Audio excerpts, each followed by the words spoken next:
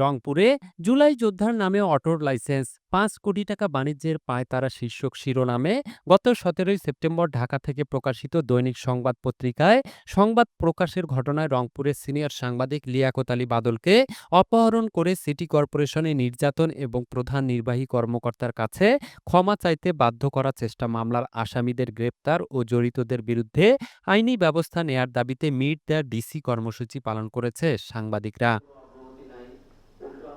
সোমবার দুপুরে সম্মিলিত সাংবাদিক সমাজের ব্যানারে ধারাবাহিক কর্মসূচির অংশ হিসেবে জেলা প্রশাসকের কার্যালয়ের সম্মেলন কক্ষে মিট দ্য ডিসি অনুষ্ঠিত হয়। এতে রংপুরের বিভিন্ন সাংবাদিক সংগঠনের প্রতিনিধিরা সহ অন্যান্য সাংবাদিকরা অংশ নেন। এ সময় তারা বলেন, সুনির্দিষ্ট অভিযোগ ও প্রমাণ উপস্থাপন করে মামলা দেয়া হয়েছে, কিন্তু ঘটনার ৯ দিন অতিবাহিত হলেও মাত্র ২ জনকে গ্রেপ্তার করা হয়েছে। অন্য আসামিরা প্রকাশ্যে ঘুরে বেড়াচ্ছে। সাংবাদিকদের বিরুদ্ধে মব তৈরির চেষ্টার পাশাপাশি ফেসবুকে লাইভ করে ভয়ভীতি প্রদর্শন করছে জড়িত ব্যক্তিরা। মিথ্যাচার, অপপ্রচার এবং বিষোদ্গার করে পরিস্থিতি ঘোলাটে করার চেষ্টাও চালাচ্ছেন তারা।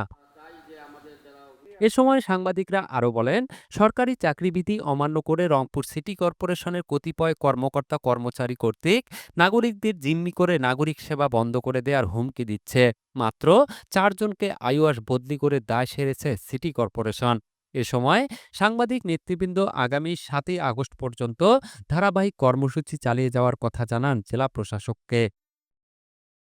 জুলফিকার জুয়েল, বায়ান্নর আলো, নিউজ ডেস্ক।